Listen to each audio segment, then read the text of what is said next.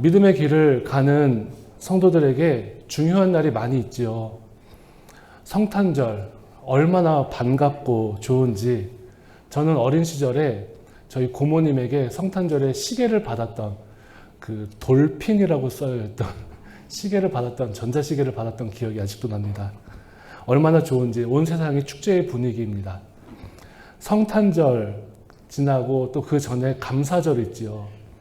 하나님의 은혜로 풍성한 열매를 맺고 또 누리는 절기, 마음의 온기를 나눌 수 있는 절기여서 참으로 감사하고 좋습니다. 부활절, 오늘 부활절입니다. 기독교 신앙에서 가장 중요한 날입니다. 우리의 죄를 위해 십자가에 못 박히신 주님께서 십자가의 고난 당하셨다가 약속대로 부활하신 날, 그날을 기념하는 날이 바로 부활절입니다. 약속을 이루신 것도 중요하지만 그 약속 때문에 나도 다시 생명을 얻을 수 있다, 확신을 받았습니다. 너희들도 이렇게 살아날 거야 라고 하는 약속을 주신 날입니다. 평소에 예수님께서 죽으심과 부활에 대해서 말씀하실 때는 잘 몰랐는데 부활하신 주님을 만난 뒤에 제자들은 확신했습니다. 오늘 본문 20절에 보면 그러나 이제 그리스도께서 죽은 자 가운데서 다시 살아나사 잠자는 자들의 첫 열매가 되셨도다. 사도 바울이 확신에 차서 선포하였습니다.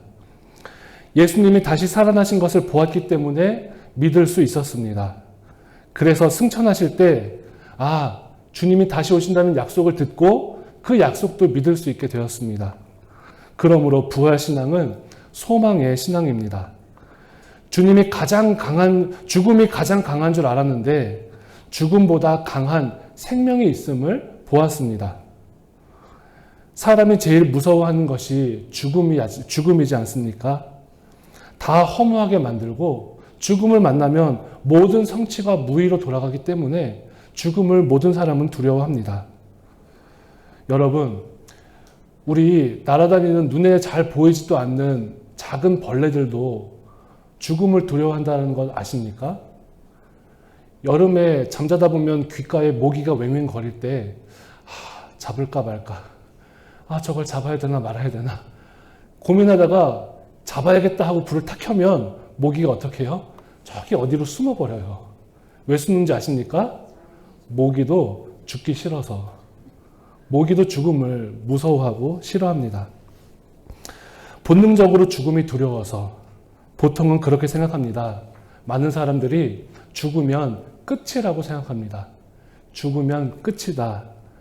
그런데 예수님은 이 죽음이 끝이 아니라, 사망이 끝이 아니라 생명이 끝이라는 것을 보여주셨습니다. 생명이 끝입니다. 여러분, 생명이 끝입니다. 예수님이 보여주신 그 부활은, 그 마지막이 생명으로 끝날 수 있다는 것을 우리에게 보여주신 사건이에요. 죽음이 우리를 위협하는 것 맞습니다. 사실이지만 영원한 생명이 있음을 우리에게 알려주셨고, 어떤 위협도, 어떤 두려움도 우리에게 절대로 위협이 될 수 없다는 것을 보여주신 날이 바로 부활절입니다. 영원한 생명을 확신하는 것을 넘어서 우리들은 이제 새롭게 살 수 있는 날이 되었습니다. 예전에는 죽음이 무서워서 두려워 떨며 살았지만 이제는 부활하신 주님을 만나고 또 그 부활하신 주님이 나를 위해 중보하시고 그 부활하신 주님이 우리에게 성령님을 보내셔서 성령님의 도우심으로 새롭게 살 수 있는 것, 그것을 기념하는 날이 부활절입니다. 우리가 하나님에 대한 지식으로 엄밀하게 따져 말하면 하나님은 한 분이세요. 그렇죠. 그런데 그 하나님이 새 위격으로 이 세상이 창조되기 전에, 성경으로 말하면 태초에 함께 계셨습니다. 새 위격의 하나님은 서로 교제하시면서 서로 연합하시면서 하나를 이루셨습니다. 그런데 목사님 그게 어떻게 말이 됩니까? 라고 물을 때에 저희는 그거를 인간의 말로는 대답하거나 해석할 수가 없어요. 왜냐하면 그것은 하나님의 영역이고 하나님께서 계시하신 성경을 통해서 우리에게 그렇게 알려주신 것이지 우리가 그것을 증명할 길은 없습니다. 왜냐하면 하나님의 차원과 사람의 차원은 다르기 때문에 그렇습니다. 이것을 설명하다 보면 이단에 빠질 수 있고 이단들은 이것을 자신의 마음대로 설명하기도 합니다. 그래서 성부 하나님께서는 구원을 계획하셨습니다. 그리고 구원 계획을 세우시고 이루시는 분이 성부 하나님이십니다. 성자 예수님은 그 성부 하나님의 뜻에 순종하셔서 이 세상의 창조 사역에 동참하셨고 또 이 땅에 오셔서 구원 사역을 이루시고 부활하셔서 하나님 보좌 우편에서 지금도 우리를 위해 중보하고 계신다라고 합니다. 그리고 성령 하나님은 성자 예수님의 뜻에 맞게 이 땅에 오셔서 성자 예수님의 약속에 따라 이 땅의 보혜사로 우리에게 오셨습니다. 우리의 삶 속에서 우리를 보살피시고 하나님의 말씀에 순종하고 걸어갈 수 있도록 인도하시며 깨닫게 하시는 은혜를 베푸시는 분입니다. 우리는 예수님이 부활하신 후에 성령 하나님의 은혜로 이 땅에서 새로운 삶을 살 수 있는 것입니다. 성령 하나님께서 부활의 사건을 통해서 오늘 우리에게 깨닫게 하시는 중요한 것이 하나 있습니다. 어떤 거짓도 이길 수 있다는 것. 그리스도 안에 있으면 어떤 불의도 이길 수 있다는 것. 어떠한 공격도, 어떤 영적인 공격도, 어떠한 육적인 공격도 이길 수 있다라는 승리를 우리에게 깨닫게 하시는 일이 성령 하나님께서 주시는 은혜입니다. 예수님을 못 박았던 사람들의 핍박이, 예수님을 못 박았던 사람들의 공격이 이기는 줄 알았습니다. 예수님을 못 박았던 사람들의 거짓이 이기는 줄 알았습니다. 예수님을 못 박았던 그 불의함들이 이기는 줄 알았는데, 그런데 우리가 삶을 살다 보면 이렇게 예수님을 못 박았던 불의, 예수님을 못 박았던 거짓들이 이기는 것 같은 느낌을 받을 때가 지금도 많이 있지요. 그런데 여러분, 그렇지 않습니다. 우리는 하나님의 말씀과 역사적인 사실을 통해서 알 수 있습니다. 불의를 이기시고 핍박을 이기시고 거짓을 이기신 예수 그리스도께서 지금도 우리를 이기게 하신다는 것을 믿으시기를 바랍니다. 하나님께서 언젠가는 지금 너희가 보이지 못하고 힘들고 인내하고 견디고 있지만 언젠가는 그러한 것들이 무너질 것이라고 약속하십니다. 마지막 때에 모든 육체가 부활하여서 그리스도의 심판대 앞에 설 터인데 그때에 그 어떤 불의도 힘을 쓰지 못합니다. 어떤 불의도 남지 않을 것이라고 하나님은 약속해 주셔요. 그래서 우리는 이 부활의 소망, 이기시는 하나님에 대한 믿음이 있으면 담대함을 가질 수 있습니다.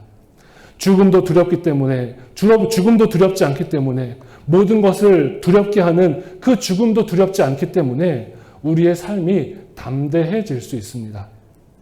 우리가 살아가는 삶, 때로는 우리가 위협을 받을 수도 있어요. 때로는 믿음대로, 말씀대로 살고자 할 때에 부딪히는 상황 가운데 놓일 수도 있습니다. 삶의 어떤 선택을 할 때 죽음처럼 나를 강하게 이기라는 그 어떤 세력들이 있을지라도 이기는 승리를 경험하는 우리 여기교회 성도들이 되시기를 바랍니다. 이런 담대한 믿음으로 살았던 선진들이 있습니다.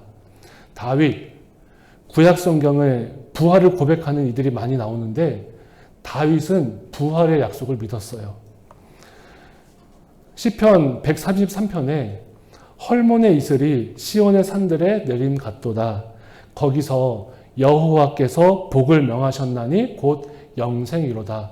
다윗은 영생을 고백합니다. 그 다윗이 시편 27편에 여호와는 나의 빛이요 나의 구원이시니 내가 누구를 두려워하리요. 여호와는 내 생명의 능력이시니 내가 누구를 무서워하리요 라고 고백합니다. 다윗은 하나님의 영생을 주시고 나의 삶의 빛이 되시고 또 나에게 구원이 되시고 생명의 능력 되신다라고 고백하였던 사람입니다. 모두가 무서워하는 골리앗 앞에 다윗이 섰지요. 골리앗의 입장에서는 아마 애송이처럼 보였던 다윗일 것입니다. 우리가 어린 시절 교회에서 연극을 할 때에 아주 어린 다윗을 연기하고 또 그렇게 알고 있었지만 사실 다윗은 어느 정도 성장한 청년 같은 때였습니다. 아주 어린아이는 아니었지만 무슨 말씀이냐면 큰 장수, 훈련받은 장수도 아니었다라는 거예요. 그런데 다윗은 염려하지 않고 담대했습니다. 다윗이 강심장이라서 담대했을까요? 아니죠. 하나님께서 대신 싸워주신다라는 믿음이 있었기 때문에 담대했습니다. 여기서 싸우다 죽어도 영생이 있음을 믿었기 때문에 담대했습니다. 우리는 그래, 골리앗과 다윗의 싸움에서 다윗이 이겼구나 이렇게 생각하지만 이긴 것은 아닙니다. 승리를 경험한 것입니다. 전쟁은 하나님이 하시고 하나님이 싸우신다는 것을 믿었기 때문에 다윗은 승리를 경험한 거예요. 우리는 어린 다윗이 골리앗을 이긴 것이 기적이라고 말하지만 그것은 기적이 아닙니다. 전쟁은 하나님이 하신다라는 담대한 믿음으로 골리앗 앞에 다리가 떨리지만 설 수 있었던 것, 내가 싸우는 게 아니라 하나님이 싸우신다라는 믿음으로 담대함을 가질 수 있었던 것, 그것이 다윗에게는 기적이었어요. 나의 산성이 되시는 하나님, 나의 방패가 되시는 하나님, 나의 생명의 능력이 되시는 하나님이 나 대신 싸워주시니까 누가 와도 나는 죽지 않을 거야. 어떤 상황에 와서도 나는 죽지 않아. 전쟁은 다윗이 하는 것이 아니라 누가 하는 것이라고요? 하나님이 하시는 것이었습니다. 내가 싸우다 죽어도 그것이 끝이 아니라는 믿음이 있었기 때문에, 하나님이 싸우신다는 믿음이 있었기 때문에 이 믿음의 담대함으로 섰을 때 하나님이 주시는 승리를 경험할 수 있었습니다. 이것이 다윗의 담대함이었어요. 사도행전을 보면 사도들이 예수 그리스도의 십자가와 부활을 증거합니다. 유대인들의 핍박 속에서 또 로마 제국의 이 핍박 속에서 예수를 주라 고백하기를 그치지 않았던 사람들이 사도들이었습니다. 옥에 갇혀서도 우리 예전에 말씀 보았죠. 너희 말을 듣는 것이 하나님의 말씀을 듣는 것보다 옳은가 너희가 판단해 보아라. 이렇게 담대함으로 사도들은 외쳤습니다. 사도행전 5장에 베드로와 사도들이 이런 고백을 했습니다. 사람보다 하나님께 순종하는 것이 마땅하니라. 너희가 나무에 달아 죽인 예수를 우리 조상의 하나님이 살리셨고 이스라엘에게 회개함과 죄사함을 주시려고 그를 오른손으로 높이사 임금과 구주를 삼으셨느니라. 우리는 이 일의 증인이요 하나님이 자기에게 순종하는 사람들에게 주신 성령도 그러하니라. 사도들은 담대하게 사내들인 공회원 앞에서 고백했습니다. 이 고백 때문에 이스라엘에 있던 지도자들은 사도들을 죽이고자 했어요. 그때에 가말리엘이라고 하는 유대인의 선생이 등장을 합니다. 유대인의 존경받는 스승이 등장을 했습니다. 그러면서 중재하기를, 여러분, 사람으로부터 이 사람들이 났으면 조금 있다가 없어질 것이고 하나님께로부터 났으면 우리가 그들을 아무리 막아도 그들을 막을 수 없을 것입니다. 만약 그렇게 되면 우리가 도리어 하나님을 대적하는 자리에 있을 수 있기 때문에 그것이 두렵습니다. 이제 좀 중재하십시다. 이렇게 이야기를 할 때에 이 말을 듣고 이스라엘 지도자들이 그냥 물러났던 것이 또 아니었어요. 죽이려는 마음이 일어나서 사도들을 죽이려 했지만 가말리엘 선생의 말을 듣고 중재한 것이 그들을 잡아다가 채찍질을 하는 것이었습니다. 채찍질을 하고 사도행전 5장 40절에 그들이 옳게 여겨 사도들을 불러 채찍질하며 예수의 이름으로 말하는 것을 금하고 놓아주었다. 이렇게 기록을 합니다.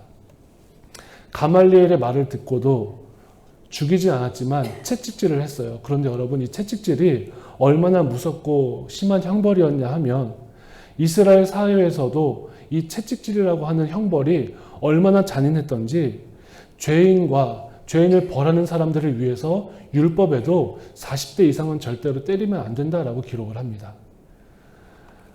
그 사람들을 생각해서 죄인들, 또 채찍을 치는 사람들, 그 사람들의 영혼을 생각해서 40대 이상은 치지 말아라 하는 형벌이 채찍질의 형벌이었습니다. 그런 두려운 상황 속에서도 사도들의 모습을 성경은 이렇게 묘사를 합니다. 사도들은 그 이름을 위하여 능욕받는 일에 합당한 자로 여기심을 받으면서 또한 기뻐하면서 공회 앞을 떠나니라. 그들이 날마다 성전에 있든지 집에 있든지 예수는 그리스도라 가르치기와 전도하기를 그치지 아니하니라. 채찍질 몇 대 맞는 것이 두렵지 않았습니다. 이 담대함으로 예수님의 제자들이 섰습니다. 사도들은 믿은 것입니다. 예전에는 사망이 끝인 줄 알았는데 죽음이 끝인 줄 알았는데 아니야. 생명이 있어. 부활하신 우리 주님께서 생명을 주신대. 이것을 믿었던 것이 부활 신앙입니다. 십자가의 아픔이 이길 줄 알았습니다. 십자가의 고통이 이길 줄 알았습니다. 십자가의 어둠이 이길 줄 알았습니다. 그런데 예수님께서 그 아픔과 고통과 십자가의 죽음을 이기셨습니다. 고린도전서 15장 21절과 22절 오늘 우리가 읽은 말씀을 보면 사망이 한 사람으로 말미암았으니 죽은 자의 부활도 한 사람으로 말미암는도다. 아담 안에서 모든 사람이 죽은 것 같이 그리스도 안에서 모든 사람이 삶을 얻으리라. 오늘 우리에게 주시는 약속의 말씀입니다. 사랑하는 성도 여러분, 예수님이 죽음을 이기시고 부활하신 날, 이 부활신앙을 마음에 믿고 믿음으로 살아가는 성도들이 다 되시기를 바랍니다. 살아계신 것이 믿어지면 사망도 이길 수 있고 죽음도 이길 수 있고 또한 모든 공격도 이길 수 있는 믿음이 생깁니다. 오늘 부활절입니다. 여러분, 우리가 붙들어야 할 신앙, 살아계신 주님, 죽음을 이기신 우리 주님이 계시기 때문에 담대한 믿음으로 주님의 제자로 살아가는 여기교회 성도님들이 다 되시기를 바랍니다. 부활절, 부활의 기쁨으로 충만하십시오. 그리고 믿음의 삶을 살아가면서 요즘 학생들 말로 쫄지 말고 담대함으로 하나님 말씀 붙잡고 이겨나가는 성도님들이 되시기를 바랍니다. 지난 주간에 제가 질문을 하나 받았어요. 누군가가 저에게 물어보았습니다. 하나님의 뜻대로 살라, 하나님의 뜻대로 살라 말씀하시는데 하나님의 뜻대로 어떻게 사는 거예요? 라고 말하는 거예요. 여러분, 하나님의 뜻대로 어떻게 삽니까? 우리는 하나님의 뜻을 알 수 있는 유일한 방법이 있습니다. 계시의 말씀이라고 하죠. 이 성경, 이 안에 우리가 어떻게 살아가야 하는지 하나님께서 지혜를 주셔요. 성도님들이 가끔 물으실 수 있습니다. 목사님, 제가 성경을 볼 때 성경을 읽으면서 이렇게 해석을 해도 될까요? 내가 해석하는 게 정말 하나님의 뜻이 맞습니까? 맞을까요? 이렇게 물어보시는 분들이 있어요. 걱정하지 마시고 하나님 말씀 보시고 말씀 중에 나에게 조명해 주시는 성령님의 은혜를 믿고 그 믿음대로 걸어가십시오. 다만 제가 목회자로서 여러분들에게 간절히 권면해 드릴 수 있는 것은 말씀을 보시기 전에 기도하고 말씀을 펴십시오. 그리고 그 말씀 가운데에 은혜 받는 말씀에 밑줄을 긋고 그 말씀이 내 삶에 이루어질 것을 믿으면서 기도하시면 그것보다 귀한 말씀 읽기는 없습니다. 그것보다 더 좋은 하나님의 뜻을 아는 방법은 없습니다. 여러분, 하나님의 뜻을 이 말씀을 통해서 경험하시고 그 말씀을 담대함으로 부활신앙으로 삶에서 살아내는 여기교회 성도님들이 되시기를 바랍니다. 기도하겠습니다. 살아계신 하나님 아버지 감사합니다. 하나님 아버지께서 우리 사랑하는 여기교회 모든 성도들 말씀으로 살게 하시고 부활신앙으로 살게 하시고 부활신앙으로 이기게 하여 주옵소서. 삶의 자리에서 하나님의 말씀 붙잡고 믿음으로 승리하는 부활신앙으로 승리하는 우리 성도들 다 될 수 있도록 은혜 베풀어 주시기를 예수님의 이름으로 기도드리옵나이다. 아멘. 예, 다 같이 일어나서 오늘 부활절입니다.